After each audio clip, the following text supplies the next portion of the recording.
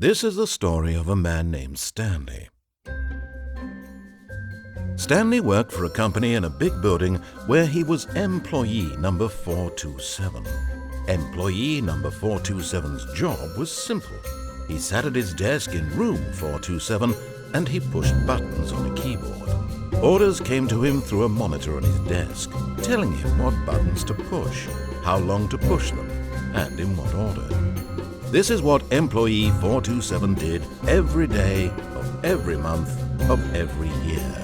And although others might have considered it soul-rending, Stanley relished every moment that the orders came in, as though he had been made exactly for this job.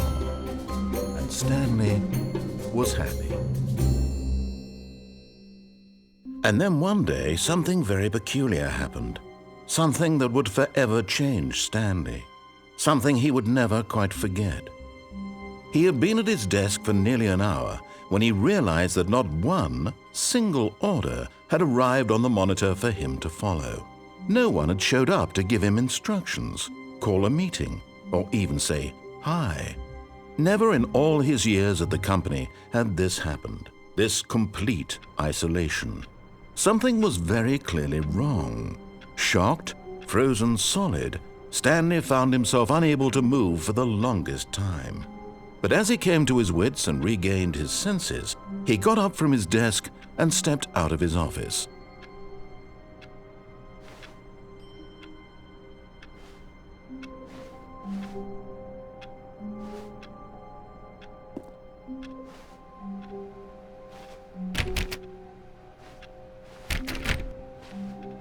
All of his co-workers were gone.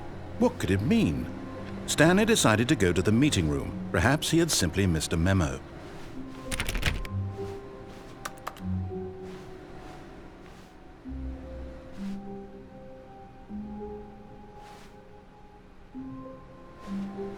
No matter how hard Stanley looked, he couldn't find a trace of his co-workers. Stanley went around touching every little thing in the office, but it didn't make a single difference, nor did it advance the story in any way.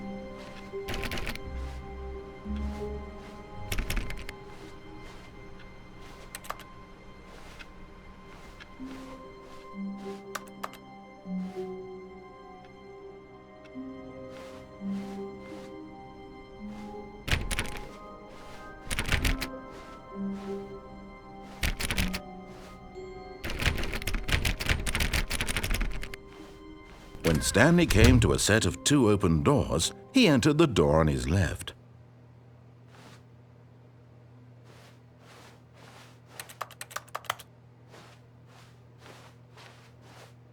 This was not the correct way to the meeting room, and Stanley knew it perfectly well.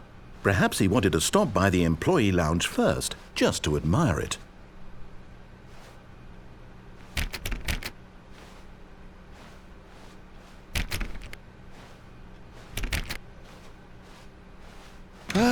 Yes, truly a room worth admiring. It had really been worth the detour after all, just to spend a few moments here in this immaculate, beautifully constructed room. Stanley simply stood here, drinking it all in.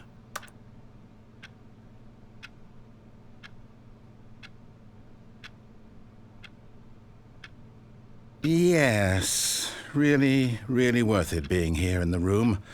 A room so utterly captivating that even though all your co-workers have mysteriously vanished, here you sit looking at these chairs and some paintings. Really worth it. But eager to get back to business, Stanley took the first open door on his left.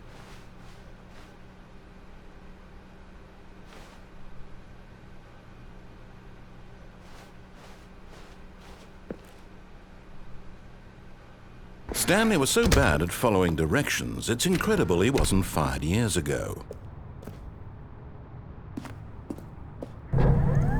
Look, Stanley, I think perhaps we've gotten off on the wrong foot here. I'm not your enemy, really, I'm not. I realize that investing your trust in someone else can be difficult, but the fact is that the story has been about nothing but you all this time. There's someone you've been neglecting, Stanley. Someone you've forgotten about. Please, stop trying to make every decision by yourself. Now, I'm not asking for me, I'm asking for her. This is it, Stanley. Your chance to redeem yourself, to put your work aside, to let her back into your life. She's been waiting. That's her, Stanley. You need to be the one to do this, to reach out to her. If you can truly place your faith in another, then pick up the... Oh, no, you can't... Did you just unplug the phone? No, that wasn't supposed to be a choice. How did you do that? You actually chose incorrectly? I didn't even know that was possible. Let me double check. No, it's definitely here, clear as day. Stanley picks up the phone. He's taken to his apartment where he finds his wife, and the two pledge themselves to one another. Music comes in, fade to white, roll credits. Not picking up the phone is actually somehow an incorrect course of action. How is that even possible? None of these decisions were supposed to mean anything. I don't understand. How on earth are you making meaningful choices? What did you... Wait a second. Did I just see... No, that's not possible. I can't believe it. How had I not noticed it sooner? You're not Stanley. You're a real person. I can't believe I was so mistaken. This is why you've been able to make correct and incorrect choices. And to think I've been letting you run around in this game for so long. If you'd made any more wrong choices, you might have negated it entirely. It's as though you completely ignored even the most basic safety protocol for real-world decision-making. Or did you not grasp the severity of the situation? Well, I won't have that kind of risk on my watch.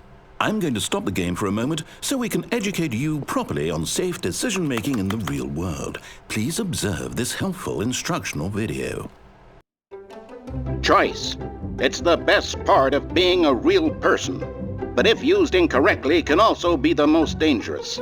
For example, in this scenario, a hypothetical real person named Rupert has a choice. He could invent a machine that eliminates food shortages across the world to make life better for all people. Or he could spend years of hard work forgetting how to read. Which choice would you make? Remember that unlike here, the real world makes sense, and at no time should you make a choice that does not conform to rational logic. If you find yourself speaking with a person who does not make sense, in all likelihood, that person is not real. Allow the person to finish their thought, then provide an excuse why you cannot continue talking.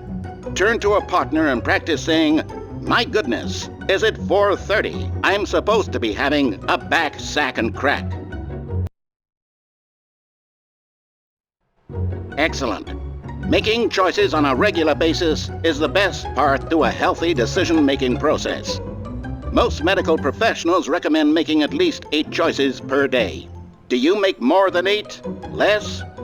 And finally, if you begin to wonder if your choices are actually meaningful and whether you'll ever make a significant contribution to the world, just remember that in the vast infiniteness of space, your thoughts and problems are materially insignificant, and the feeling should subside.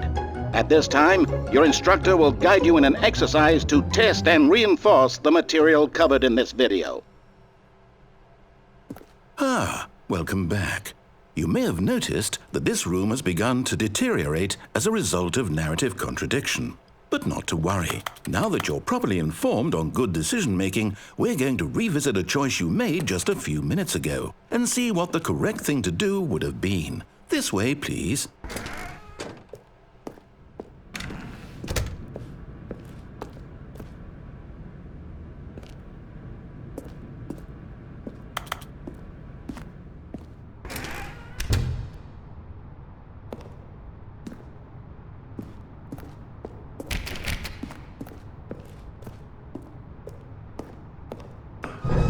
Now that we know your choices are meaningful, we can't have you jumping off the platform and dying.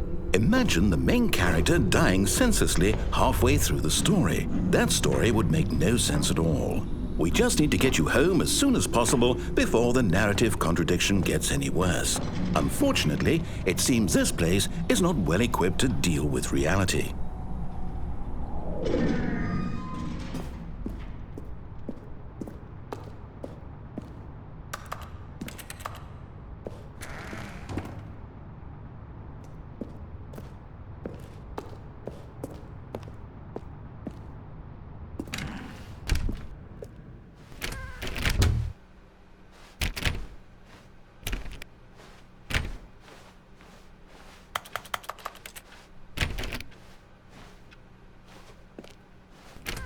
Almost there. You'll take the door on the left, back to the correct ending, the story will have resolution once again, and you'll be home free in the real world.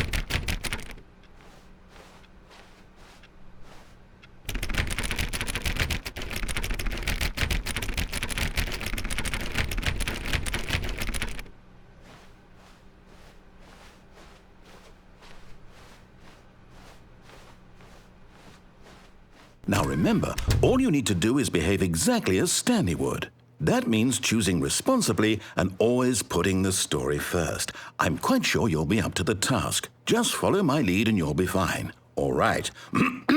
When Stanley came to a set of 2 open doors, he entered the door on his left.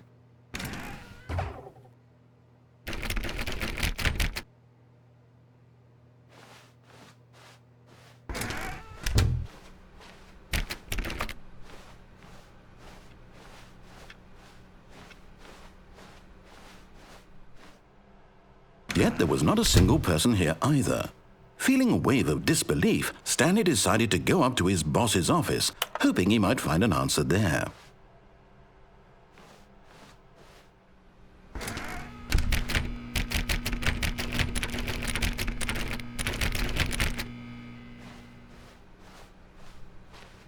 Coming to a staircase, Stanley walked upstairs to his boss's office.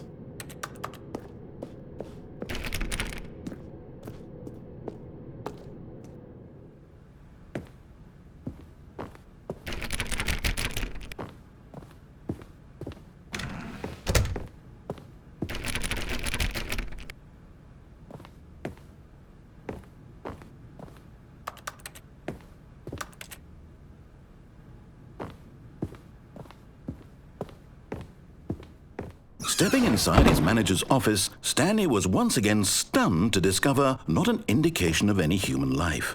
Shocked, unraveled, Stanley wondered in disbelief who orchestrated this, until he saw the door with a voice receiver next to it. Surely behind this door lay all the answers to his questions. And beyond all probability, he knew the passcode. He had seen it on his boss's computer just last week. Nightshark 115. Was this the code to open the door? Would it still work? There was only one way to find out. Stanley had been trained never to speak up, but now he would draw from within himself the courage to face the unknown. He drew a sharp breath and then spoke the code.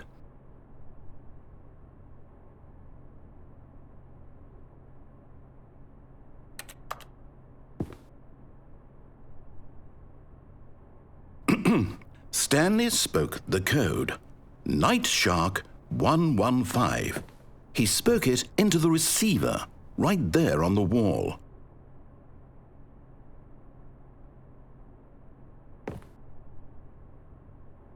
I'm sorry, is there a problem?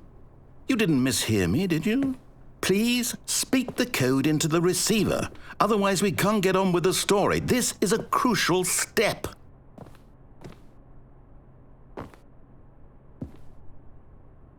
Okay, fine, you're not going to do it, but you know what?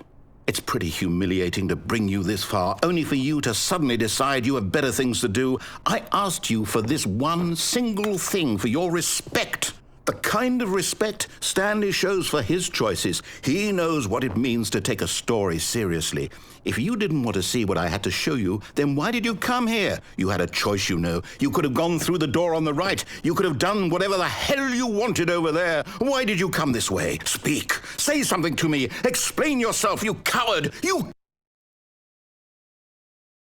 behave exactly as Stanley would. That means choosing responsibly and always putting the story first. I'm quite sure you'll be up to the task. Just follow my lead and you'll be fine. All right. When Stanley came to a set of 2 open doors, he entered the door on his left.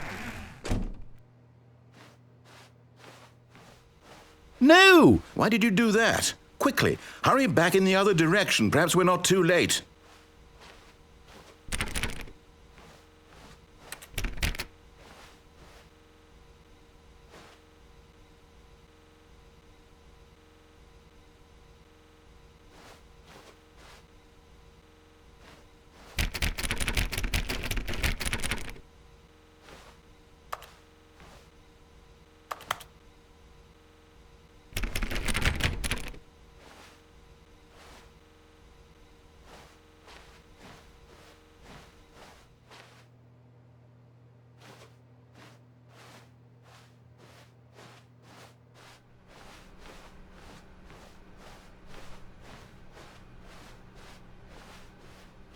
Oh, it's ruined.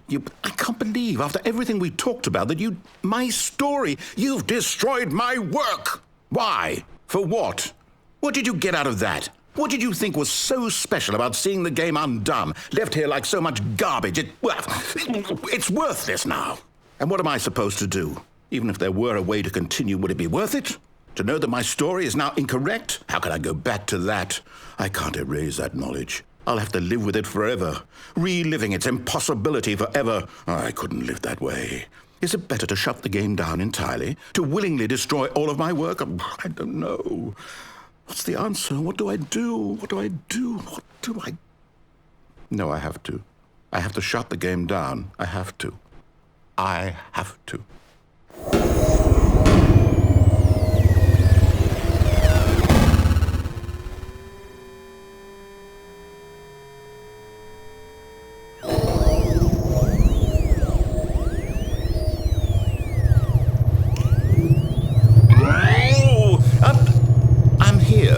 I'm still here in this pile of rubbish, with you, who thought you were so clever. Now look where we are. My entire game is destroyed. It was the only thing in the world that was mine, and you've run it into the ground. What, did you think that would be funny?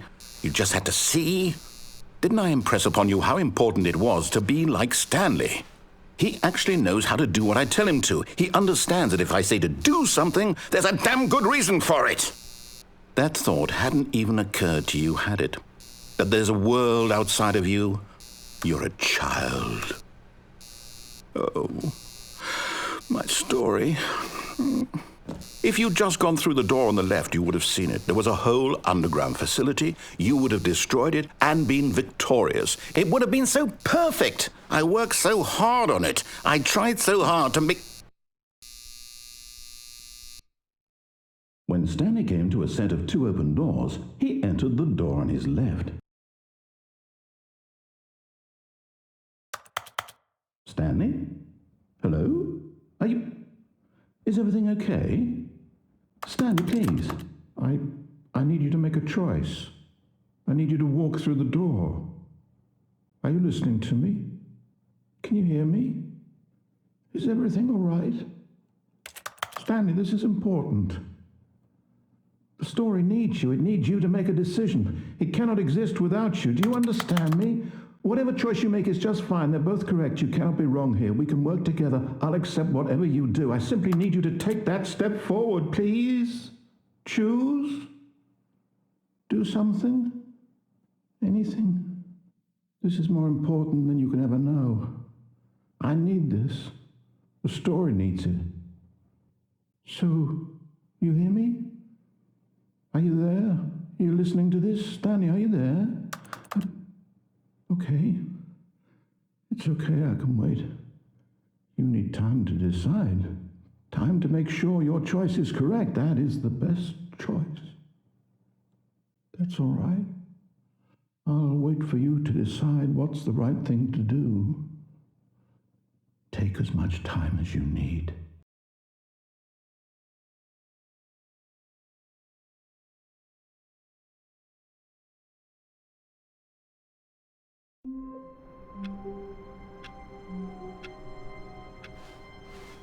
All of his co-workers were gone.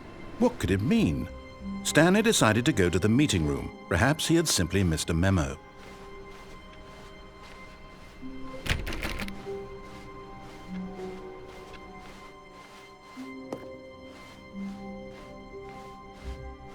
When Stanley came to a set of 2 open doors, he entered the door on his left.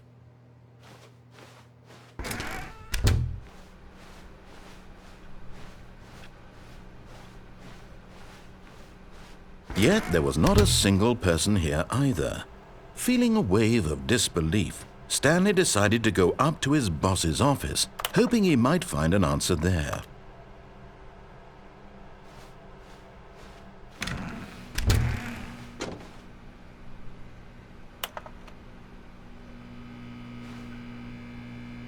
Stanley stepped into the broom closet, but there was nothing here, so he turned around and got back on track.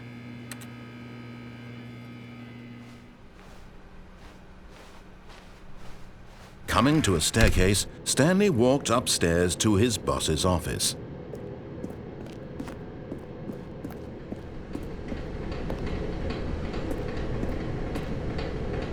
But Stanley just couldn't do it. He considered the possibility of facing his boss. Admitting he had left his post during work hours, he might be fired for that. And in such a competitive economy, why had he taken that risk? All because he believed everyone had vanished? His boss would think he was crazy. And then something occurred to Stanley. Maybe, he thought to himself, maybe I am crazy. All of my co-workers blinking mysteriously out of existence in a single moment for no reason at all? None of it made any logical sense. And as Stanley pondered this, he began to make other strange observations. For example, why couldn't he see his feet when he looked down? Why did doors close automatically behind him wherever he went? And for that matter, these rooms were starting to look pretty familiar. Were they simply repeating? No, Stanley said to himself, this is all too strange. This can't be real. And at last, he came to the conclusion that had been on the tip of his tongue. He just hadn't found the words for it. "I'm dreaming!" he yelled. "This is all a dream." Oh, what a relief Stanley felt to have finally found an answer, an explanation. His co-workers weren't actually gone. He wasn't going to lose his job. He wasn't crazy after all. And he thought to himself, I suppose I'll wake up soon. I'll have to go back to my boring real-life job pushing buttons. I may as well enjoy this while I'm still lucid. So he imagined himself flying and began to gently float above the ground. Then he imagined himself soaring through space on a magical starfield, and it too appeared. It was so much fun, and Stanley marveled that he had still not woken up. How was he remaining so lucid? And then perhaps the strangest question of them all entered Stanley's head. One he was amazed he hadn't asked himself sooner. Why is there a voice in my head dictating everything that I'm doing and thinking? Now the voice was describing itself being considered by Stanley, who found it particularly strange. I'm dreaming about a voice describing me, thinking about how it's describing my thoughts, he thought. And while he thought it all very odd and wondered if this voice spoke to all people in their dreams, the truth was that, of course, this was not a dream. How could it be? Was Stanley simply deceiving himself, believing that if he's asleep, he doesn't have to take responsibility for himself? Stanley is as awake right now as he's ever been in his life. Now, hearing the voice speak these words was quite a shock to Stanley. After all, he knew for certain, beyond a doubt, that this was in fact a dream. Did the voice not see him float and make the magical stars just a moment ago? How else would the voice explain all that? This voice was a part of himself too. Surely, if he could just... He would prove it. He would prove that he was in control, that this was a dream. So he closed his eyes gently, and he invited himself to wake up. He felt the cool weight of the blanket on his skin, the press of the mattress on his back, the fresh air of a world outside this one. Let me wake up, he thought to himself. I'm through with this dream. I wish it to be over. Let me go back to my job. Let me continue pushing the buttons. Please, it's all I want. I want my apartment, and my wife, and my job. All I want is my life exactly the way it's always been. My life is normal. I am normal. Everything will be fine. I am okay.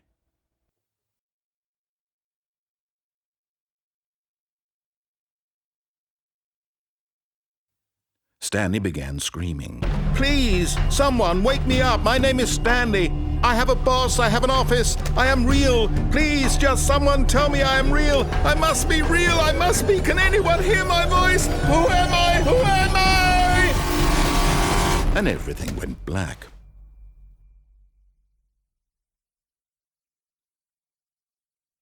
This is the story of a woman named Mariella. Mariella woke up on a day like any other. She arose, got dressed, gathered her belongings, and walked to her place of work. But on this particular day, her walk was interrupted by the body of a man who had stumbled through town talking and screaming to himself, and then collapsed dead on the sidewalk.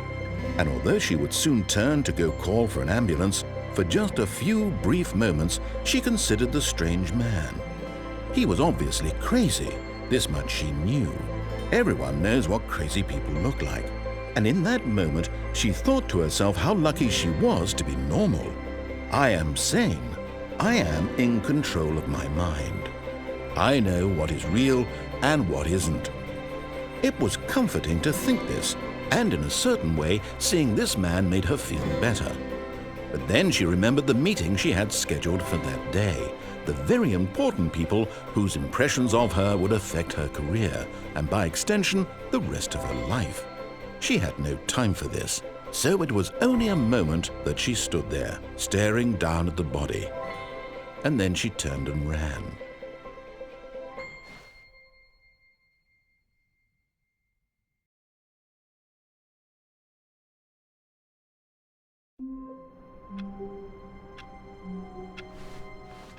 All of his co-workers were gone. What could it mean? Stanley decided to go to the meeting room. Perhaps he had simply missed a memo.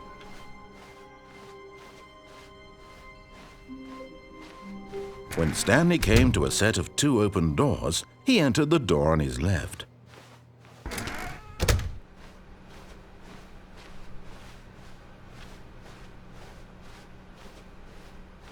Yet there was not a single person here either.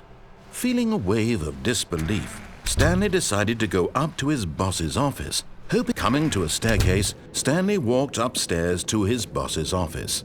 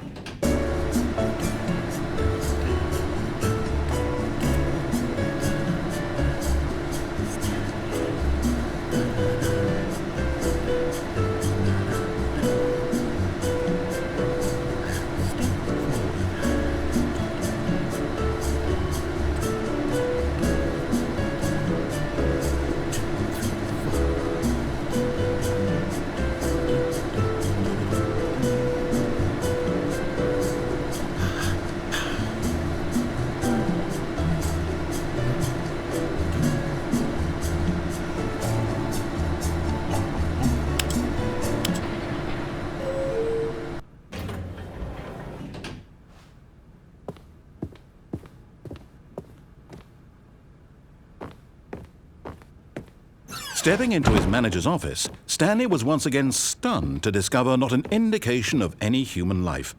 Shocked, unraveled, Stanley wondered in disbelief who orchestrated this. What dark secret was being held from him?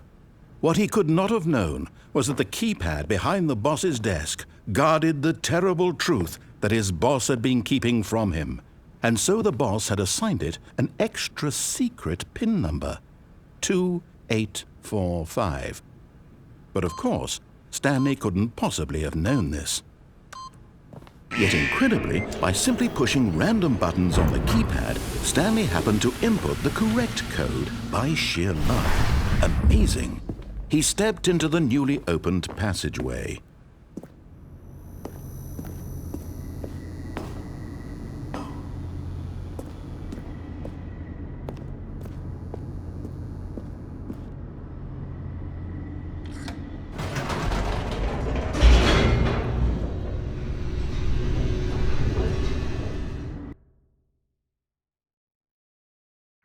Descending deeper into the building, Stanley realized he felt a bit peculiar. It was a stirring of emotion in his chest, as though he felt more free to think for himself, to question the nature of his job. Why did he feel this now, when for years it had never occurred to him? This question would not go unanswered for long. Stanley walked straight ahead through the large door that read Mind Control Facility.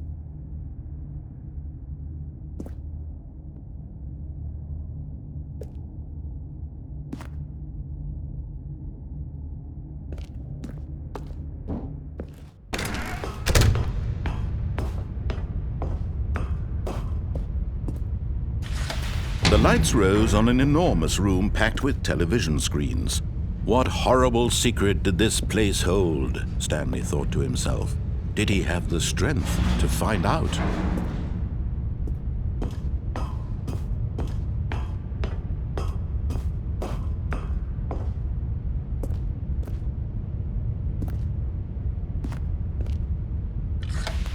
Now the monitors jumped to life, their true nature revealed.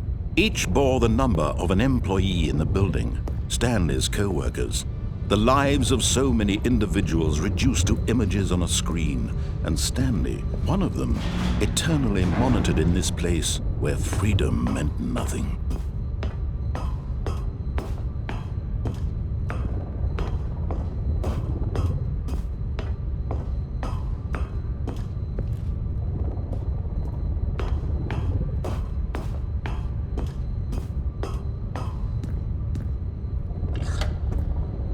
This mind control facility, it was too horrible to believe. It couldn't be true.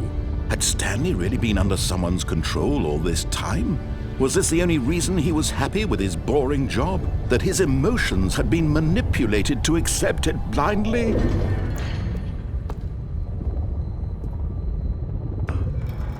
No, he refused to believe it. He couldn't accept it. His own life in someone else's control? Never! It was unthinkable, wasn't it? Was it even possible? Had he truly spent his entire life utterly blind to the world?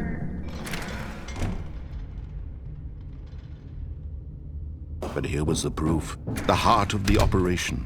Controls labeled with emotions, happy or sad or content. Walking, eating, working, all of it monitored and commanded from this very place. And as the cold reality of his past began to sink in, Stanley decided that this machinery would never again exert its terrible power over another human life. For he would dismantle the controls once and for all.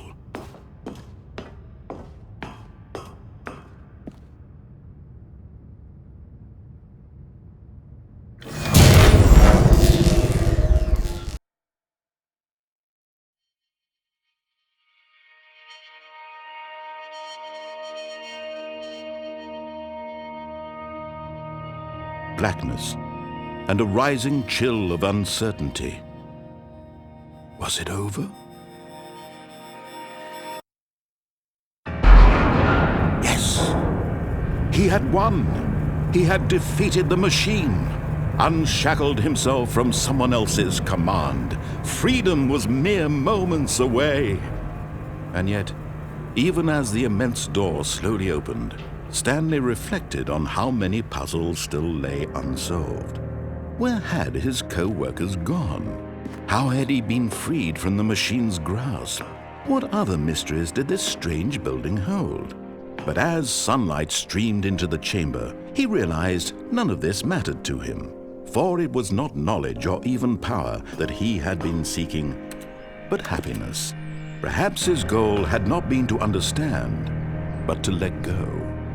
No longer would anyone tell him where to go, what to do, or how to feel. Whatever life he lives, it will be his. And that was all he needed to know. It was perhaps the only thing worth knowing. Stanley stepped through the open door. Stanley felt the cool breeze upon his skin, the feeling of liberation, the immense possibility of the new path before him. This was exactly the way, right now, that things were meant to happen. And Stanley was happy.